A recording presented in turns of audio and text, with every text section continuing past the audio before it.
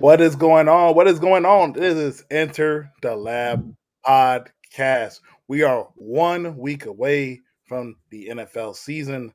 We are tonight, actually, I should say, is first taste. I would say the first taste of some marquee matchups as we get ready for prime time, getting played in about an hour or so as they play on North Dakota State. We also just got some breaking news before the podcast even got started.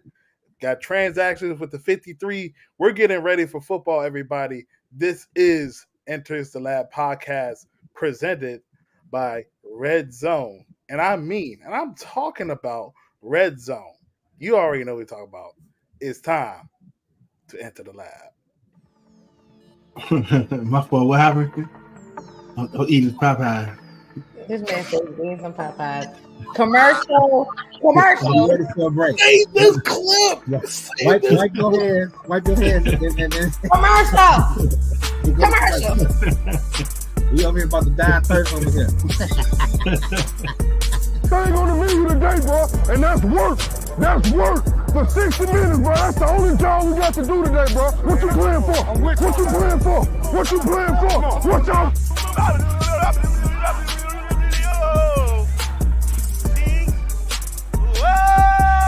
Get real lonely with the mic on, bro. Just want to talk to my friends. What is up, everybody? Oh, look, I'm rusty already. What's up, everybody? This is Enter the Lab podcast presented by the Red Zone DC Media on YouTube and on Twitter. Click like, subscribe to the podcast, to the channel, and also click like, subscribe to our Twitter handles as well. This is the last Thursday without NFL football.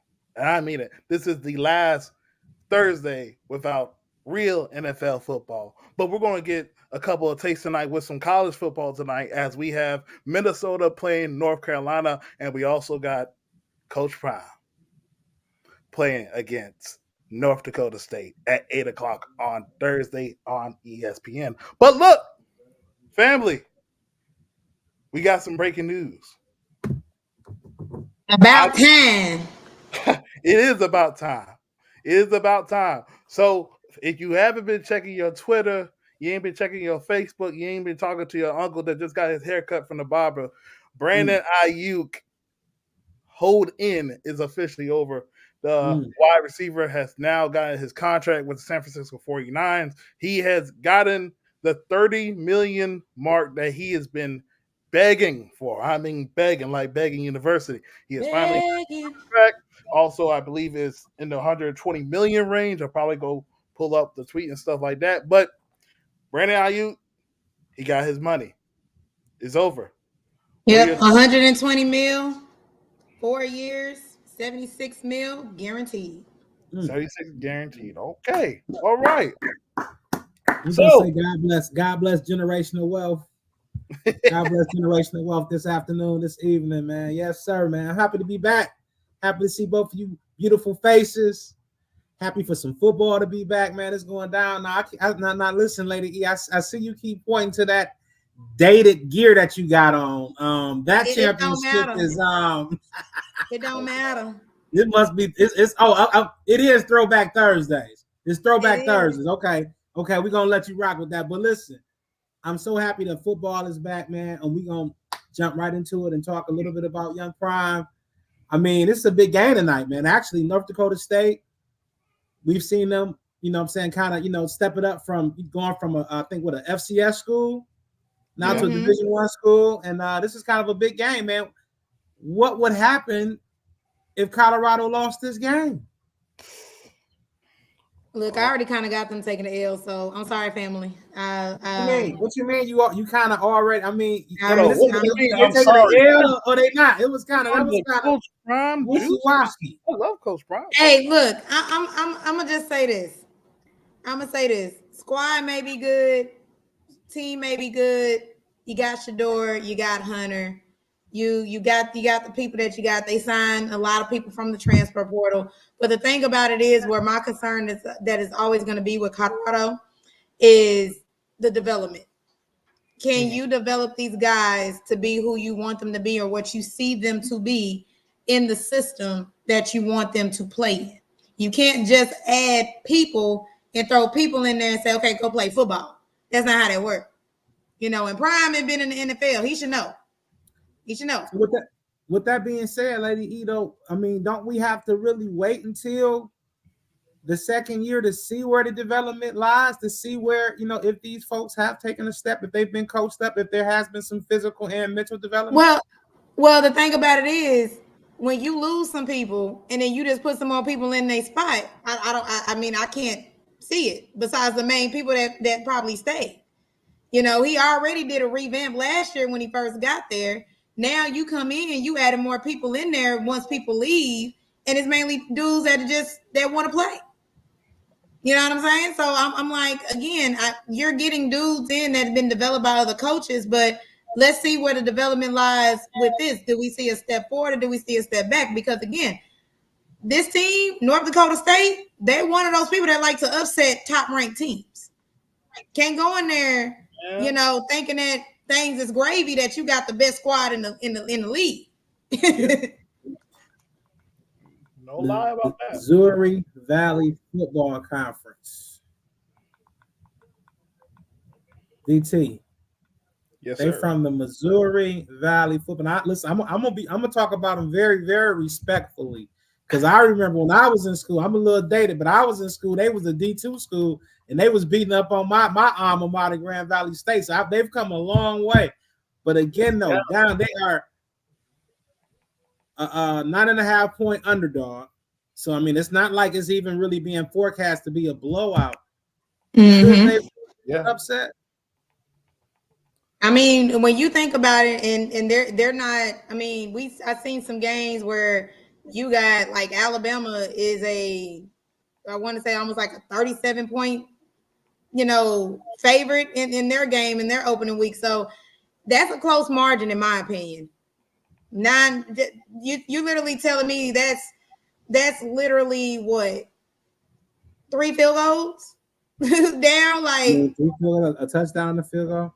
Oh, touchdown and a field goal, yeah. Like that's not big to me, especially the way Deion has been pushing his sons, this team. And when I say sons, I'm talking about the 3-headed monster, them 3 boys, even though one he adopted, just saying.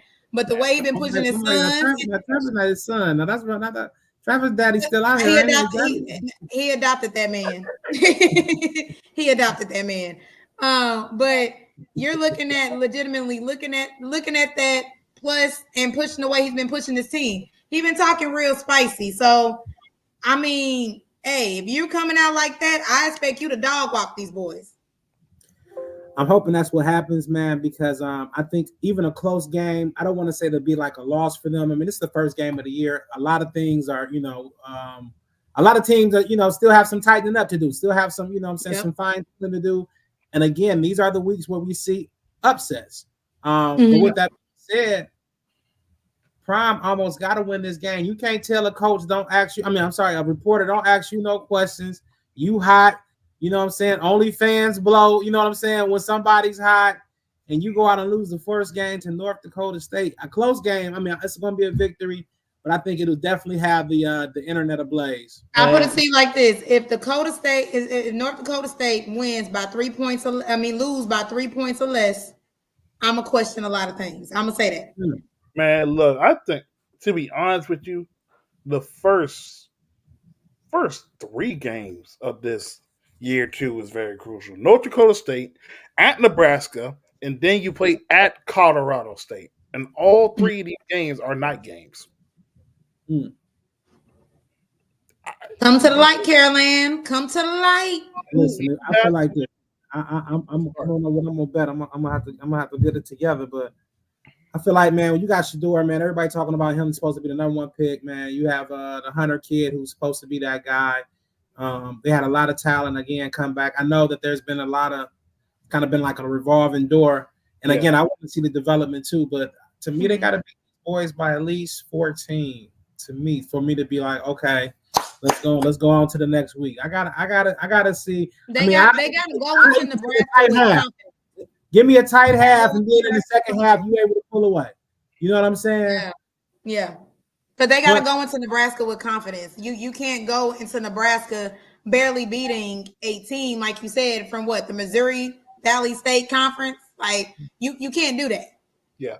You can't do that. Like, you know what I'm saying? So I know North Dakota State is wild up because, you know, again, you're paying some of these kids probably grew up understanding who Prime was, understanding this, they get to play against this man. So I know this is a lot of adrenaline and a lot of riled up. And the thing about it is, Coach Prime got to say, hey, act like this is Texas, act like this is Alabama. This is no different. Like, get your boys riled up too, if that's the case, is what it's going to be. Because again, don't overlook a team like this. How many times have we overlooked Appalachian State? Come on now. Yeah. No, why you got to bring them up? No, why you? No, that's no. Listen, that's a unwarranted attack right there. I wasn't even think she's thinking about Texas A&M. You know what I'm saying? You know what I'm saying? Okay. Well, let me ask you this: did you guys have any comments on Prime and the reporter and him, you know, having some words? I'm sorry, not having some words, but basically requesting that basically telling them that he's not going to answer any questions from that particular reporter. I mean, my whole thing is, we know when it comes to media, there's always going to be typically 1 to 2 people that will give the coaches a gripe. Yep. And I get it. But I just feel like, you know, him just like kick him out, him can't ask questions and stuff like that. I mean, there's plenty of coaches. I wish there's a lot of coaches would tell people like that. He basically got that man striped up. He already in a cage. I don't think it was. Feel about that? Oh, I'm sorry. I was like, wait a minute, I heard my name. But no, I'll be honest with you. As somebody that know a lot of journalists, I got a close friend. Shout out to Megan L. Hall. Make sure y'all follow her and check her out. But I know a lot of journalists, and to be honest with you, they're just doing their job. They're trying to get a story. They're trying to get something. They're trying to get the information out of you because, again, I feel like a lot of times some coaches like to be tight-lipped, and then Prime is one of the flashy guys. So why not meet him where he wants to be met? He likes to challenge. So I'm gonna challenge you to get what I need to get to write my story. And the thing about it is like, the way Prime kind of comes at some of the reporters and the way he kind of comes at people just in general, it's almost kind of like, don't dish it out if you can't take it in. That's how I'm looking at it. I feel like that. you can't don't do that. Like, that's like, again, they have a job just like you have a job. If there's something that you don't like the way it is, keep it professional. But then, hey, can me and you talk? Like, I don't know if there's any animosity, but I feel like it's some animosity. Can we kind of tone down the way that you kind of add some things to me? Like, you could have had a talk with that reporter. That reporter ain't going to be like, okay, cool. I didn't know I was coming too hard on you. Bam, y'all got something. Y'all got to understand it. You know what I'm saying? Like with the Falcons, for example, a lot of us don't like D. Ledbetter, but he is one of the most known reporters up there at Flowery Branch, to where all the coaches like, come on, D, what you got for me? You know what I mean? They already know his type of style of reporting, but Prime is one of those dudes that he's been like that since he's been in the league. Like, you can't tell him like this. Remember, this is the same man that said, oh no, the Giants can't draft me. I won't go to the Giants. They can't draft me. Send me somewhere to like the Falcons or something. Like, you got this man dictating where he wants to go. So if you can't take it back in, don't dish it out. I will say this. I just to put a little bit of context on it, there were some folks who said that this particular reporter had done a number of write-ups that were kind of, that painted Colorado in a very, very negative light. Maybe made reference to some of the players as thugs, had made some, I guess, derogatory comments towards Deion's family. So just to put some context on it, but I do feel like, Deion is flashy. When Colorado was really, really, going well early in the season last year, they wanted the attention. They welcomed the attention. We saw all type of celebrities going and showing up to their games. And then the season, the wheels kind of fell off. And I think that, the folks who were proponents or who were how should I say allies of Deion, they cheered him on, but then once he fell off, I think that the critics kind of just hopped on and kind of wanted to really, really see what was going on. And again, I'm curious to see in the second year how he does it, just because again, the team was 1-7 the year before. He was indoctrinating a whole new group, basically a whole new team last year.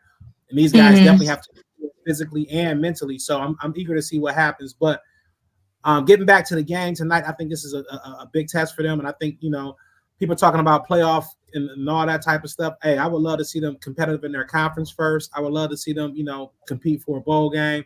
To me, 7.5 wins is probably their, to me would be their floor or their goal, if you will, for this year. It's always good to overachieve, but that's where I kind of see them, and I still see them as a developing program. Yeah. If you guys wondering my reaction, Howard just scored on Rutgers, and I did not. Did y'all know Edgerrin James' son is the starting running back for Howard? Mm-hmm. Edgerrin James, his son plays at Howard. Oh, that's cool. Shout out to the real HU. Oh, I don't know about that one. And it's crazy. I believe. Hey! I know a couple of people who went to Howard. I got to shout them out. Shout out to the real HU. They riding real high right now. They riding real high right now. I know a couple people went to Hampton. But all right, so let's get to the other topic that also recently just broke out, and we go head to the Dallas, the big star, as there has been some comments that came out recently about the state of Dak Prescott and the contract extension. And as we can see, it's starting, in my opinion, to not look really good, y'all, because when you got Jerry Jones saying things like this, it makes you think about, is he still stuck on Tony Romo's nipple? Hold on. Let's take a quick pause. How many times have I said what I said about Jerry Jones? If you don't play for, the thing about it is what a lot of folks don't get with Dak, his leash was already short when he became the quarterback. He expected results. The thing is that leash was long for Tony Romo, because Tony Romo was the closest thing that Jerry Jones was going to get to Troy Aikman. Closest thing. But Dak had a short leash. He has not proved anything to Jerry for him to warrant $60 million. And the thing about it is, Dak do got some leverage. My thing about it is, Dak, I'm going to be honest with you. Do you want that star on your chest, or do you want that money? Because that's basically what is going to be the determination. Do you want to stay with that star on, or do you want to go get your money and go play for a team? That's going to be it. Because, again, Jerry didn't want to give him that first contract. Steven was the one that pushed him for the first contract. I think Dak is tired of the BS too, and he understands that whatever happens this year, outside of him getting hurt, let's knock on some wood. He has a robust market out there. There's a number of teams, maybe the Giants, maybe the Raiders, who definitely need quarterbacks, and he's going to go out there and he's going to get his number, whether it be 55, 60 million, whatever the number may be, he's going to get it. And if he goes out there and does what he's been doing, he's going to force, Jerry to probably, make the move with him. Now, I have been hearing, it's just rumors. It's been on Twitter and some other places that, there's somehow Jerry is trying to angle to get, Shedeur. I don't see them losing that much to be at the top of the draft, but maybe they could trade Dak, dangle him out there, to a team like Oakland, who could possibly, not Oakland, Las Vegas, who could possibly be somewhere near the top of the draft, a Giant team who are projected to be pretty bad, and maybe at the top of the draft, that's an in-division. That'll be an in-division trade, so maybe that's less likely to happen. But you never know.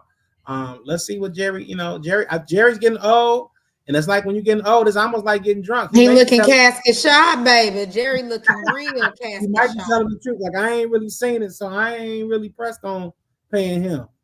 Let him go. We'll see what's up. Maybe maybe we'll bring Kirk Cousins over here. You think they would trade him to the Giants? No, it depends.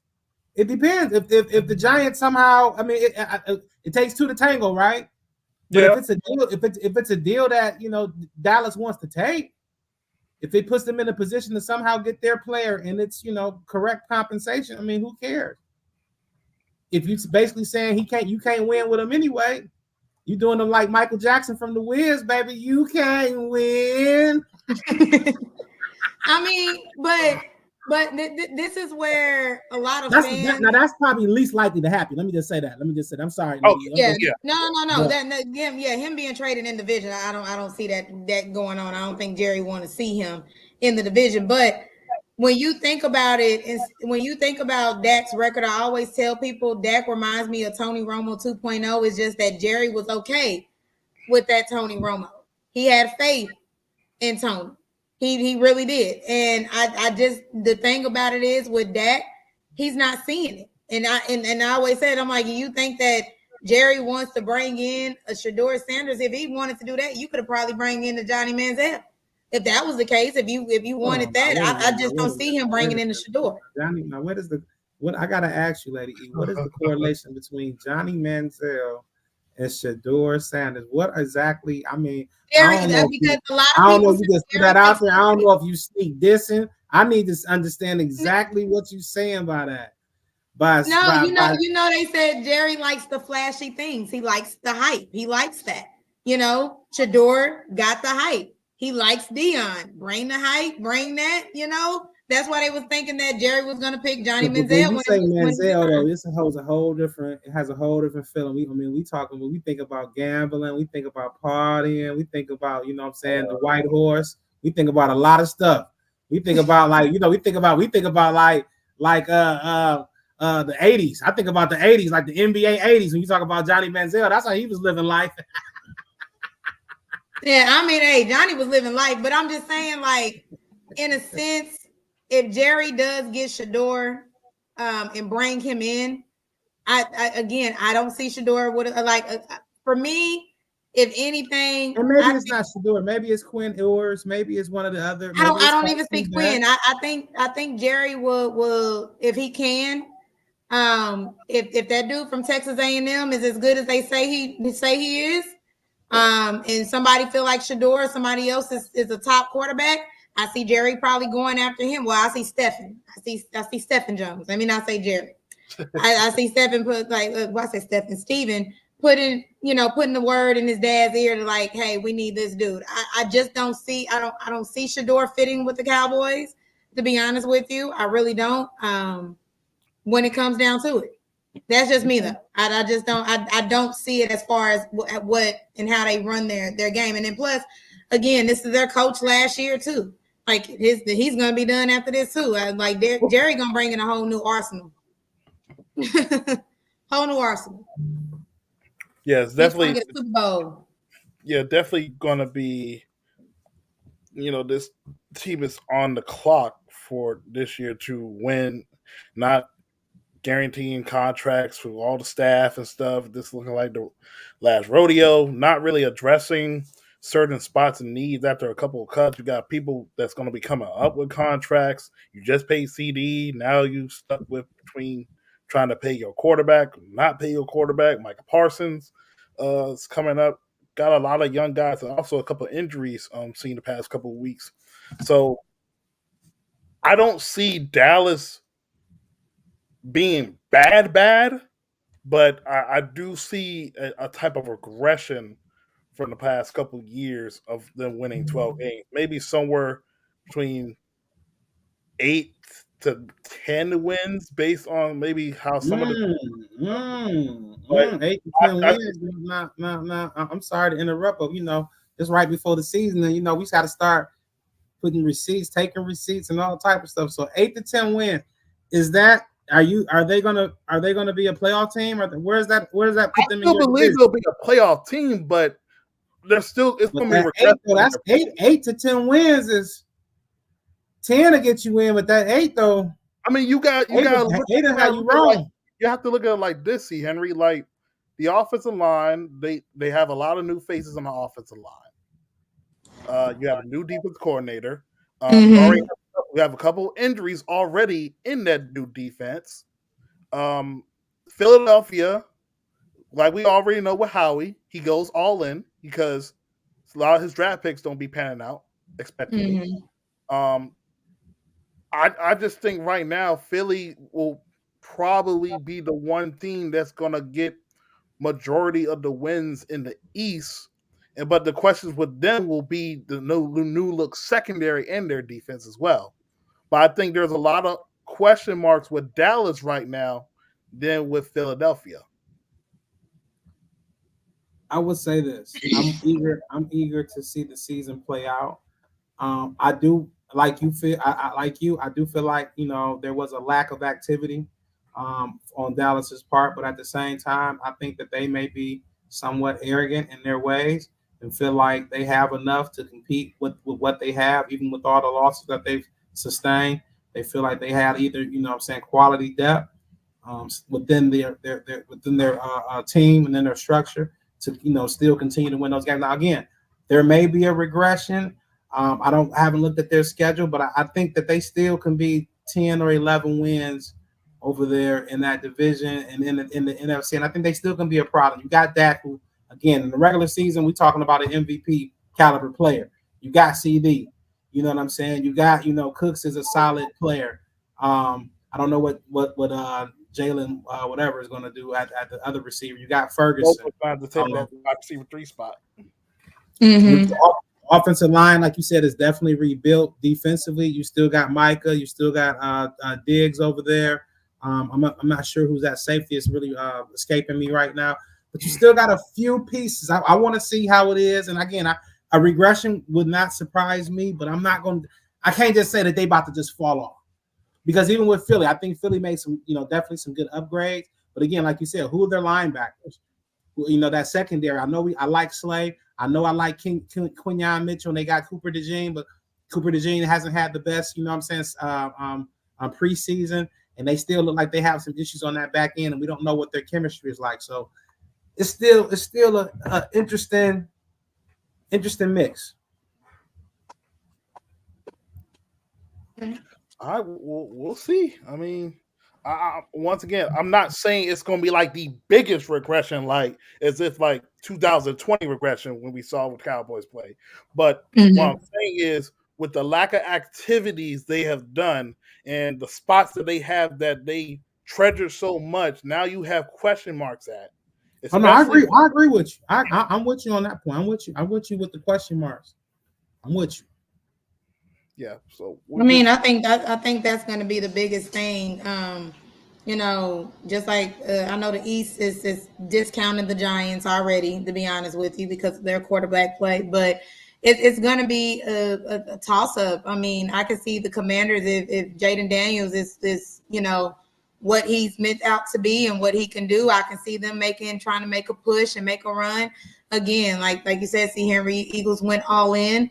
I can see them definitely pushing the Cowboys. We know what Dak can do in the regular season. But at the end of the day, you got a new defensive coordinator. What is that defense going to be looking like? They already got injuries. And then how well can that offensive line hold up as well? You know what I'm saying? You just paid CD. So, I mean, how many targets he had last year? 190? Like, what we shoot for 190, 200 this year? Because that's his guy. You know, I know they got a good tight end too. I know Brandon Cooks is over there as well. They just signed Dalvin Cook. You know, that just showing me right there that they were really concerned about that running back game with just Zeke back there. So, I mean, it's a lot that the Cowboys got to work with. They didn't do a lot in the offseason because of the money situation. They didn't do well. So again, I agree with DT. It's not going to be a major regression. But I'm gonna be honest. It's gonna be kind of hard for them to try to win that division if the Eagles get hot, or even if the Commanders get hot. It's gonna be kind of hard. I don't see it. I'll be honest with you. The only sweep I probably can see them doing would possibly be the Giants, but I'm not seeing them sweeping the Eagles. I'm not seeing them sweeping the Commanders. Well, I'm gonna say right here.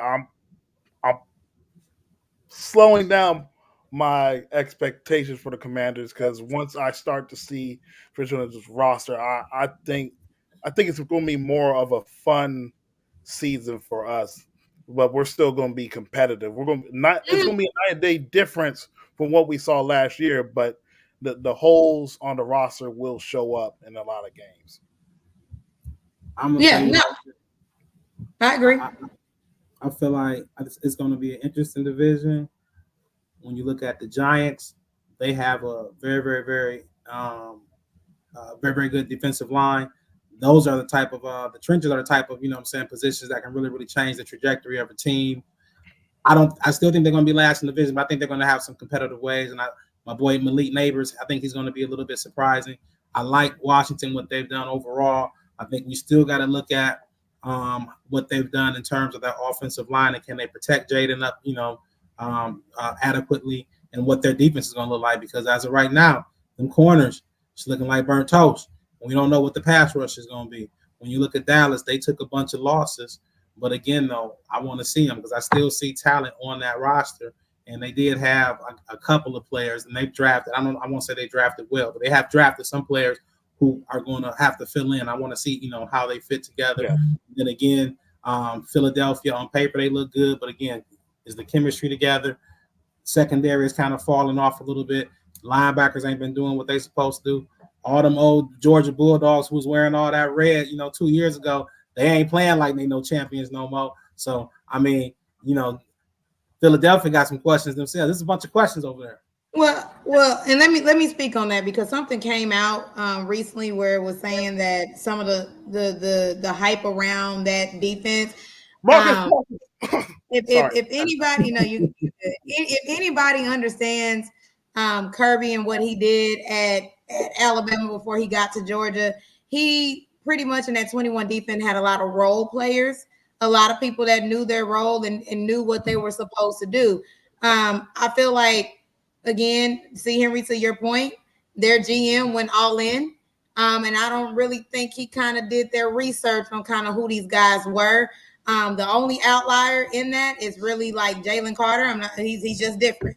You know what I'm saying? But I don't think people kind of did that because a lot of people were asking like, if Nolan Smith is the edge, where's his pass rushing skill? I'm like, no, Nolan just really sets the edge. Like he's a container edge. He's going to make sure nothing gets past him. That's just what he does. But he does not have great pass rushing skills. No, we said that with him coming out. So again, I don't think it's that it was all hype when it came down to it. I just think that there wasn't enough research done about the defense that he was coming from and the roles that these players did. I mean, you're not going to find another Roquan Smith, to be honest. You know what I'm saying? Roquan was Roquan. But at the same token, I still have faith in him. I mean, Quay is doing well in Green Bay. Tyndall, if they use him right in Miami, he'll do well too as well. We got most of them with the Eagles, but I think that it was just more so they went with the hype. I do believe and not enough research about who these guys really were. I agree. We're going to find out, though, baby. We right here. 1 week away. Curtain about to go up. About to have the first act. Opening act, baby. We right here. Exactly. Yeah, most definitely. So now let's get in and talk about our teams. So obviously we just had the initial 53-man roster for each team. What do y'all think about your team's 53-man roster so far? What were some surprising cuts? What were some cuts that made sense, or what was the player that you felt like should have had a better opportunity or should have did better? I'll be honest with you. I think all of our cuts weren't surprises. I think we all knew it. The practice squad signings that we brought back, pretty much. I know some people were kind of iffy about some of the players on there, but I mean, until to be honest with you, I see us kind of making some moves. But I mean, even when the waiver wire hit, I didn't see us doing anything. So I think we're going to kind of roll in this season with what we got. And go from there. There wasn't really no surprises with who did that. The only big surprise, because I know we had a space about it and we were talking about it, was keeping Tyler Heineke on there, but he got traded to the Chargers for a 6th-round conditional pick. So it's just Penix back there, and I think they're just going to roll in the season just like that. So I think that would probably be the only surprise, but I know half of us in our fan base kind of wanted him gone anyway because of the money situation. So, but yeah, Tyler Heineke is no longer with the team. I just didn't think they'll trade him away like that, but that'll be the only surprise. But as far as that, I know our roster is fine. We got a couple of injuries, injured guys, especially Helms, that we're looking forward to have him back and come back. So somebody can get cut later on. So I think somebody's just there as a placeholder. But other than that, I mean, we ain't got no surprises over here, signing wise, we could. Speaking of signing and possibly trading, you also made a couple of acquisitions, I would say, on your defense. You also signed Simmons, who was on the free agent market for a little while. Now he signs with Atlanta to pair up with Jesse Bates, who was a Pro Mhm. Bowler last year. And you also have Matthew Judon to help with the pass rush. So what do you think about those acquisitions? Obviously, you're very excited about that, but does that Look at her. Look, she done puck it up. Look, she done puck it does up. that potentially increase the She pressure? blushing over there. Look at her. Yeah, I'll be honest with you. Yeah. Again, we kind of suffered a little bit of injuries. We already had question marks. We didn't do what from fan perspective, we didn't the team didn't do what we think that they were gonna do. Don't get us wrong, we still got questions at CB2. We still kind of got a little concern when it comes down for that. But as I always say, is your defensive line is gonna help the secondary. So hopefully with that, to give us more pass rush, we don't have to rely on certain people that can help Grady out. That just gives us a lot of diversity. Again, having another safety back there with Jesse Bates, I do see it, and it actually shot us up the rankings. So we're good playoff favorites. We're good to win a division favorites. Not the favorites. Yeah, we're favorites right now. Ain't that something? Look at God. So yeah, I trust what Raheem is doing. I trust what our defense is going to look like. I trust what our offense is going to look like. I get to see more uses out of Bijan. I get to see Drake actually do something. I can't wait to see Kyle Pitts.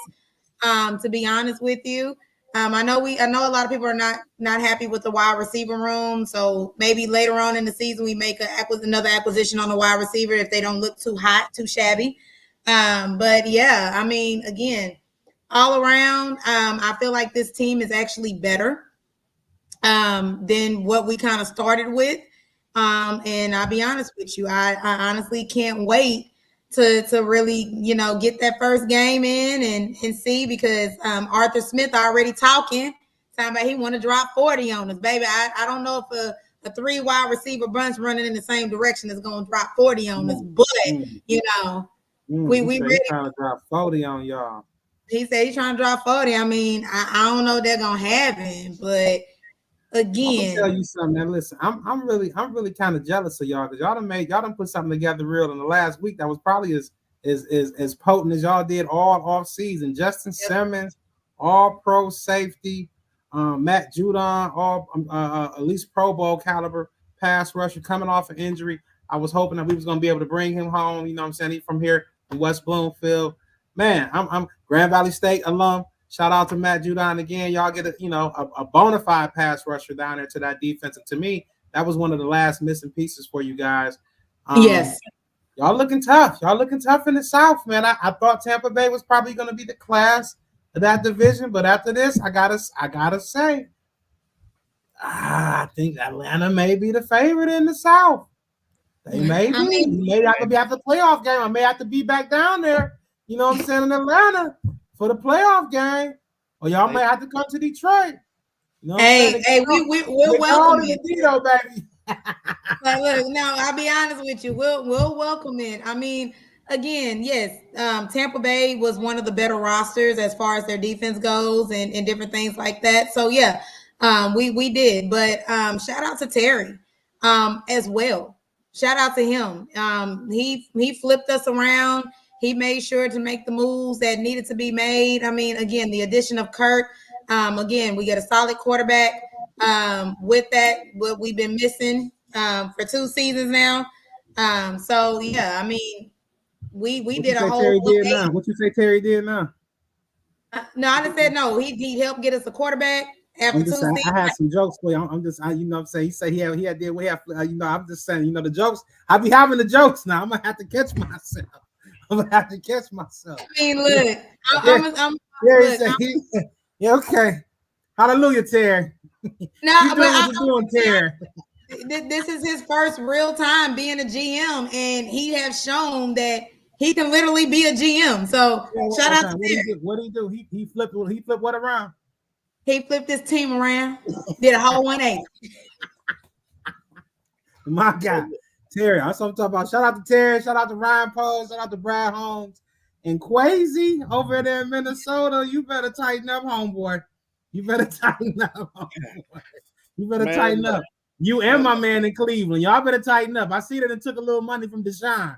They didn't have to do a little adjustment on Deshaun's contract. We ain't talking about it. It wasn't on the docket, but I think they freed up 30 something million. 35 mil, 35 point something mil. Way to be a team player, Deshaun, because you definitely have been underachieving. Yes, sir. Way to be a team player. Man, look, let me tell you something. Last year, around this time, I had the Falcons to win the NFC South. Uh-oh. They didn't. I can't go wrong this year. If I go wrong this year, it's gonna be a huge reckoning. And look, but the fact that you put faith in Ritter and he's not even on the team right now, baby. I put faith in what the skill position around him. I just felt like he had to do no harm, but he did harm himself. He was the one running with the scissors. Exactly. But now you got Kirk Cousins, Drake London, Kyle Pitts, Bijan, Algier, defense. I mean, look, man. How's Kurt looking? Is he moving well? He's moving well. We'll I mean, seeing him in practice and different things, it's a little bit probably like a little bit slower than actual game time. But we'll see first game how that plant foot is with the Achilles and seeing his Raheem said there's no worries in that. So again, they got faith in it.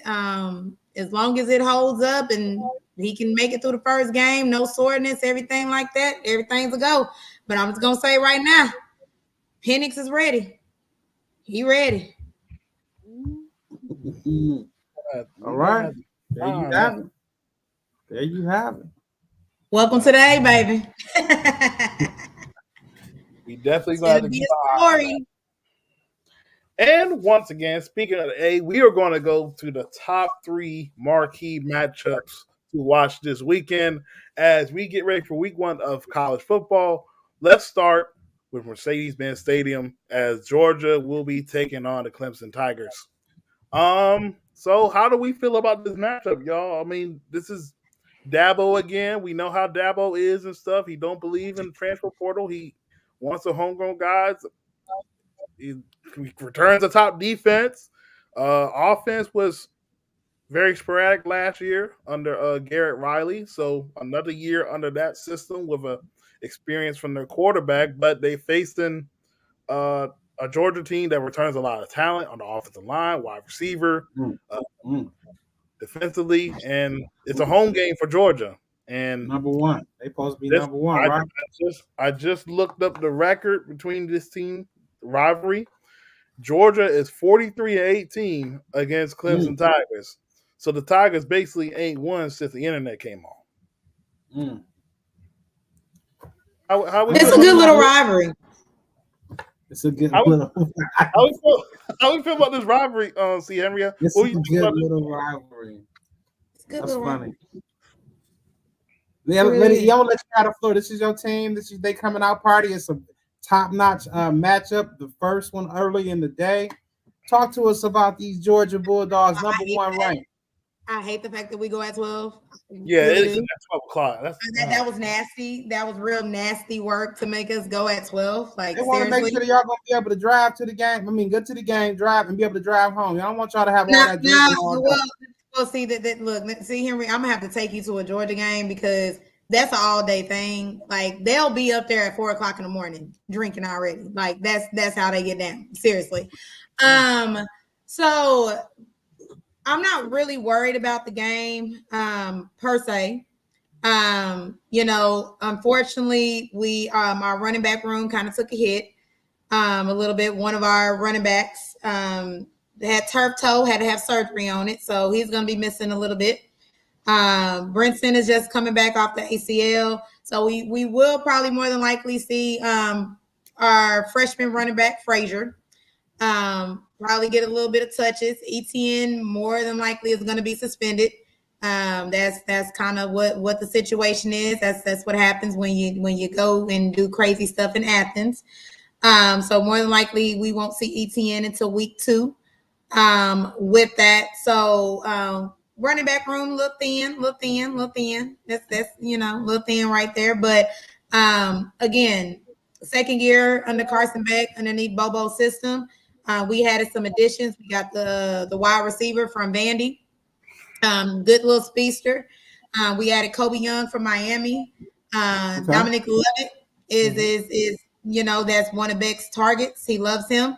I can't wait to see what Oscar Delp does in a tight end position. No, he's not no Brock Bowers, but he can still give you the athleticism in the tight end position. We did return back Tate Ratlish, one of our top offensive linemen. So we got a little veteran presence on there. We do have a new center with that, and we do have a couple of pieces that are new on the offensive line, but I'm good with the offensive line, to be honest with you.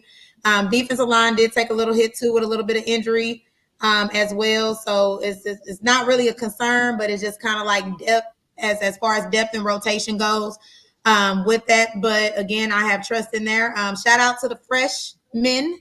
More than likely KJ Bolden is going to start. So I can't wait to see him in action. This is Malachi's last year. So, our cornerback situation, we set. I do want to see improvement from Everett this season back there in the cornerback spot. So again, I feel like all around Georgia's good. I do have a feeling we might start off a little bit slow with that for whatever reason. First game for us, we start off slow. That's just something for us, but I do feel like they're going to pick it up. One thing about Clemson, their defense ain't weak. They're not bad either. I will give them that. So it's just about their offense. Don't know how really strong their offense is. I don't really pay attention to them last year, but kind of looking at some highlights from last year, they do have a solid offense, returning some wide receivers from last year as well. But we're a 13-point favorite. I do feel like we'll cover. If things get out of hand, I feel like it could be a blowout, but I do feel like Clemson will keep it close. I ain't gonna lie to you, man. I'm just so happy just to see all these games. I haven't done very, very much research on any of these players. There's been so much movement through the transfer portal. You know what I'm saying? Guys leaving for the league, and I've been so focused on the NFL. I'm just happy to sit down for the most part all day tomorrow. I got a couple little things I got to do, but I'm sorry, Saturday, and just really get reacquainted with these young players in the game. So I look forward to all the players from Georgia, Clemson again. I'm looking forward to the pageantry of the South on both of these teams. Very, very. You guys share a border, right? You guys, South Carolina, and Georgia, are right there. So this is going to be a real bang. The ACC versus the SEC. I'm interested to see cross divisional, cross conference, I should say, game. So yeah, man. Let's see. Let me find out something. Let me learn about some of these new and upcoming draft picks for 2025.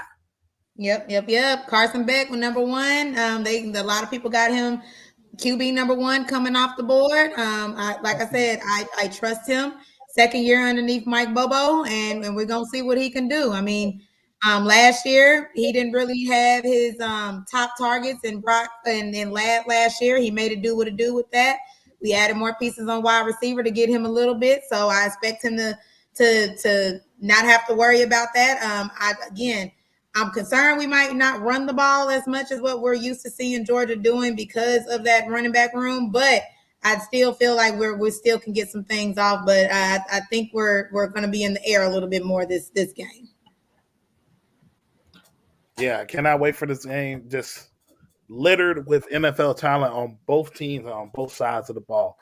So the next matchup, I feel like this is very a sneaky matchup that a lot of people are not talking about, but College Game Day will be there for their appearance. LB Notre Dame heads to the South as they take on Texas A&M. Again, man, I'm looking forward to this game. You got, I don't know much about the players, but I know Notre Dame would love to restore themselves as one of the definitely NCAA college football blue bloods. They haven't been removed from that. They haven't. Yeah. Just kind of don't have faith in them. Yeah, we haven't been relevant. You know what I mean? Now with the expansion of the playoff, I mean, hey, they got a great shot to get in if they win games just like this. Texas A&M in the SEC conference, ranked 20th in the country right now. If they can get a big time top 10 victory out of conference, this puts them in the position to possibly make a run at the playoff. I love the way that how these early matchups are going to have somewhat major emphasis and impact on what could happen later in the season, man. So I'm gonna set up with my popcorn and my little drink of choice, my little, you know what I'm saying, little Henny Low, you know what I mean? And I'm gonna watch these games. Yeah, most definitely, man. This game is also littered with talent, and to me, I don't know about y'all, I feel like this is probably the deepest team Notre Dame has had in a while. When you look at the roster, the only questions I'll probably say will be Riley Reynolds, the quarterback transfer from Duke, him staying healthy and being with this new offense. The offense coordinator comes from LSU when Jay Daniels won the Heisman Trophy, but he's also going against Mike Elko, who was his coach at Duke. So if anyone that knows Riley Leonard as much as he does, it is Mike Elko, who's been coaching on the defensive side for Texas A&M. But just looking at the talent Notre Dame has, and also I listened to this peep on College Game Day. With the college football playoff, the highest that Notre Dame could be if they take care of this business will be 5, based on them not being in a conference, but also playing the schedule they have. So I think, like you said, the 12-team playoff is a huge benefit for Notre Dame. But Notre Dame has to take care of business. And another question I have is, with this offense coming from LSU, is the skill position up to par? Because that has been a question years about the team speed for Notre Dame. Having a wide receiver can do those extraordinary things. Do they have that? They have a lot of transfers coming over. Chris Mitchell is one name that has been popping off in camp. So I can't wait to see how this offense for Notre Dame looks, and I can't wait to see how this Texas A&M team play. It just looks like a very colorful matchup. Just seeing the Golden Dome just playing at Texas A&M Stadium. That's going to be a very fun game to watch on Saturday. I'll be honest. I'm really interested to see what type of school Texas A&M without Jimbo. Again, they lost a lot of that number one draft class. I call it draft class, but recruiting class. Yeah, that pretty much a lot of them left out of there. So I really want to see this new look that they have, to be honest with you, and see, if the coach from Duke can make it in the SEC. I mean, like I said, we got some new SEC coaches over here with that. Stark, I'm not worried about Texas. Stark was a coordinator for Alabama for a minute, so he's familiar. I do want to see what OU is going to do. I will say he was Jimbo's defensive coordinator too at A&M. And he was. So he's familiar. So yeah. I'm not worried about Texas. The thing is just the consistency with Texas is what I'm worried about. Y'all good one year and then you suck the next year. So that's what I'm worried about. I do want to see what OU is coming in and bringing with there. I do want to see the new coach that's over there at Ole Miss. And the main guy, Kevin, the boy down there in Alabama. I do want to see what he can do, because a lot of his recruiting class that he's bringing in is a lot of offensive players, more than the defense. And in the way they kind of looked in spring game, I see that they're trying to be a high power offense of what they were in Washington. If anybody know, SEC is all about the trenches. So I just want to see if he can win in the SEC. I'll be honest with you. Kind of looking at some of the things with the 12-team playoff. A lot of people do have Notre Dame in there. So I do feel like the 12-team playoff does help Notre Dame out a lot. But it's also going to come down to their gameplay as well. When it comes down to it, because as we've seen, you can be ranked number 12, but that don't mean that you get in. That do not mean that you get in this playoff. So it's going to be a lot of chatter about that as well. So again, these games this weekend, especially with some of these top schools, I'll be honest with you. I know LSU was playing on Monday. That's the next game we got to get into. Yep, I know LSU. So it's again, spotlight on the SEC, spotlight on the ACC. Shout out to Florida. Y'all talked all that stuff about y'all didn't have y'all players. and y'all let Georgia Tech really run over y'all like that over there in Dublin. That's all I got to say. All right, and the final game, and we're going to end it right here, will be USC versus LSU in Las Vegas. There's been a lot of scrutiny from the main media about Lincoln Riley as they head to the Big Ten, as they take on LSU in a neutral site. So we know no Caleb Williams, but we know Lincoln Riley. He's always going to have some type of offense. And then comes the new defensive coordinator for USC, but they are playing LSU with Garrett Mussenberger at quarterback. Who? Is this a must win for Lincoln? Like I said, who? Is this a must win for Lincoln? Yeah. Is it all? I mean, He had a safety blanket in Caleb Williams. You know what? I'm gonna tell you this. I don't think it's a must win for him because he plays in the Big Ten now and he'll have plenty of times to redeem himself. It's a big game for him. I don't know how much is expected from him. I know they're ranked 23rd. Their defense was atrocious last year, as you said. They lost Caleb Williams, so to me, this may be a little bit of a rebuilding year. And again, you're coming over to the Big Ten. Oregon looks tough. Ohio State looks tough. Michigan is, we don't know what they're going to look like, but I think going to be a solid team. Penn State is tough. I don't know, man. I don't know. I won't say this is a must win yet. We'll see. Now you can't get blew out. You can't get blew out. You can't get embarrassed. Yeah, blew out is crazy. Let's say this. I Not don't blow think out. this is a must-win game. I think this is a must-win. You can't get blew out. I think he has to win something. But yeah, don't get blown out. But I think he has to do good in something within this year to try to get that school back. Because again, like I said, Caleb Williams been his safety blanket. And now this is going to be, you're in a whole new division, not division. Your whole NFL and college is mixing together with me today. But he's in a whole new conference. And like you said, you still got Ohio State, you still got Penn State, you got Michigan. I'm gonna even throw in Maryland in there. Like y'all don't have any like weaklings in the school.